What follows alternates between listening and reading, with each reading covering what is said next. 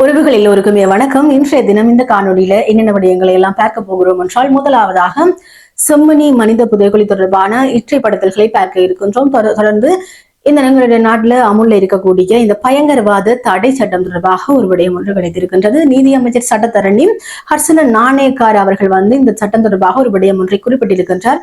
அது தொடர்பாகவும் அதே நேரம் பாத்தீங்கன்னு சொன்னால், ஒரு வர்த்தகர் ஒருவர் நண்பர்களினால கொலை செய்யப்பட்டு குப்பை தொட்டியில போடப்பட்டிருக்கின்றார். இவை எல்லாவற்றையுமே தொகுத்து இந்த காணொலியில பார்க்க போகின்றோம். நாங்கள் நேரடியாகவே காணொலிகள் போவோம். அந்த வகையில செம்மணிய மனித புதைக்குழி தொடர்பான விடயங்கள் அண்மை காலங்களாகவே பேசு பொருளாகி கொண்டு இருக்கின்றன.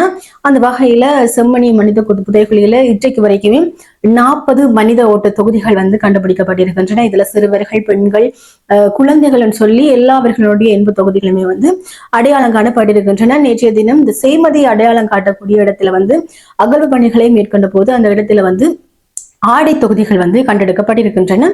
இந்த செம்மணி மனித புதைகுழி அதிகம் பேசு பொருளாக, அதாவது சர்வதேச அளவிலுமே இந்த செம்மணி மனித புதைகுழி பேசு பொருளாக மாறியதன் பொருட்டு பழைய நிறைய வரலாற்று சம்பவங்கள், தமிழ் மக்கள் அனுபவித்த கொடூரங்கள் எல்லாமே இன்றைக்கு சமூக வலைத்தளங்களையும் ஊடகங்களையும் பேசப்பட்டு கொண்டிருக்கின்றன. அப்படியாக சுமதி என்ற ஒரு பெண் தொடர்பான ஒரு செய்தியுமே அண்மை காலங்கள்ல வெளியாகி இருந்தது. அவருமே இராணுவத்தினர் கணவரை அணைத்து சென்ற போது அந்த சுமதி என்ற பெண்ணுமே சென்றிருப்ப, ஆனால் அவர்கள் திரும்பி வரவே இல்லை என்ற மாதிரியான செய்தியுமே வெளியாகி இருந்தது. அப்படித்தான் இன்றைய தினம் ரஜினி என்ற ஒரு பெண்ணுடைய ஒரு கதை, அதாவது கதையெல்லாம் ஒரு உண்மையான விடயம் ஒன்று இன்றைக்கு செய்தியாக நான் பார்த்திருந்தேன். என்னன்னு சொல்லி பாத்தீங்கன்னா, இந்த ரஜினி என்ற பெண் வெளிநாட்டிற்கு செல்வதற்காக தயாரான நிலையில தான் இராணுவத்தினுடைய சிதைவுக்கு ஆளாகி இருந்தார். இந்த ரஜினி என்ற பெண் தன்னுடைய தாயார் இருக்கக்கூடிய வெளிநாட்டுக்கு போறதுக்காக தயாரான இந்த வெளிநாட்டு பயணங்களுக்கான எல்லா ஏற்பாடுகளையும் செய்துவிட்டு மானிப்பாயில இருக்கக்கூடிய தன்னுடைய உறவினருக்கு அந்த பயணத்தை சொல்வதற்காக சென்றிருக்கின்றார். எதால போயிருக்கிறான்னு சொல்லி பாத்தீங்கன்னா, அந்த யாழ் பல்கலைக்கழகத்தினுடைய ராமநாதன் வீதியினுடைய கலட்டி சந்தையினூடாக சென்றிருக்கின்றார். அதுல இந்த கேம்பை தாண்டி போயிருக்கின்றார். அந்த கேம்பை தாண்டி போனவர் திரும்பி வரவே இல்லை. அவரை தேடி அவர்களுடைய அண்ணன்கள், உறவினர்கள் எல்லோருமே தேடி இருக்கணும். ஆனா ரஜினி என்ற பெண் திரும்பி கிடைக்கவே இல்லை.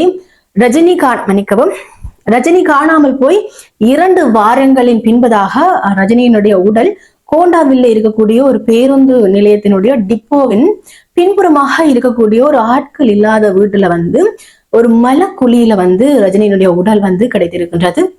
இது பாத்தீங்கன்னு சொல்லி சொன்னால், ரஜினி தன்னுடைய உறவினரை பார்க்க செல்லும் போது அந்த கேம்ப்ல வழிமறைக்கப்பட்டிருக்கின்றால், கேம்ப்ல வழிமறைக்கப்பட்டு அந்த கேம்புக்குள்ள வைத்திருக்கப்பட்டதன் பின்னர் ஆட்கள் இல்லாத ஒரு வீடுல போயிட்டு 6 இராணுவத்தினர் சேர்ந்து ரஜினியை சீரழித்திருக்கின்றார்கள். 4வதாகவும் 5வதாகவுமே இந்த ரஜினியை இந்த வன்புணர்வுக்கு உட்படுத்தின இராணுவத்தினரை அரச சாட்சியங்களாக மாறினதாக ஒரு செய்தி இன்றைக்கு நான் படித்திருந்தேன். நிச்சயமாக எத்தனை கொடூரங்கள், எத்தனை கிருஷாந்தி, ரஜினி, சுமதி என்று இவ்வளவோ பேர் இருக்கையில இன்றைக்கு வரைக்கும் எங்களுடைய எந்த ஒரு அரசுமே இங்க இனப்படுகொலை நடக்கவே இல்லை என்று சொல்வது எந்த வகையில நியாயமானது என்பது நிச்சயமாக தெரியவில்லை. இந்த செம்மணி விடயத்திலாவது ஒரு சர்வதேச அளவில் அது பேசப்படும் போது அதற்கான நியாயம், நீதி கிடைக்குமா என்பதை நாங்கள் பொறுத்திருந்துதான் பார்க்க வேண்டும். தொடர்ச்சியாக இந்த பயங்கரவாத தடை சட்டத்தினை நீக்கப் போவதாக இந்த அரசியலுக்கு வருவதற்கு முன்பதாக கொடுத்த வாக்குறுதிகள்ல ஒரு முக்கியமான வாக்குறுதி. அப்படி இருக்கையில வருகின்ற செப்டம்பர் மாதம் அளவில் இந்த பயங்கரவாத தடை சட்டம் முழுமையாக நீக்கப்படும் என்று சொல்லி நீதியமைச்சர் சட்டத்தரணி ஹர்சன நாணயக்கார் அவர்கள் சொல்லி இருக்கின்றார். அதே நேரம் இந்த மக்களினுடைய கருத்து சுதந்திரம், அரசியல் சுதந்திரம், மக்களுடைய பாதுகாப்பு எல்லாவற்றையுமே உள்ளடக்கியதாக வேறொரு புதிய சட்டத்தை இயற்றுவதற்காக ஒரு யோசனை இருப்பதாக அவர் சொல்லி இருக்கின்றார். இந்த சட்டத்தை நீக்குவது தொடர்பாக ஆலோசிப்பதற்காக ஒரு குழு ஒன்று ஒழுங்கமைக்கப்பட்டிருக்குன்னு சொல்லியும் அந்த குழு ஆலோசனைகளை செய்து கொண்டிருப்பதாகவும் மக்களிடமே ஆலோசனை கோரப்பட்டிருக்கிறதன் அடிப்படையில வருகின்ற செப்டம்பர் மாதம் அளவில் இந்த பயங்கரவாத தடை சட்டம் நீக்கப்படும் என்று சொல்லி இருக்கின்றார்.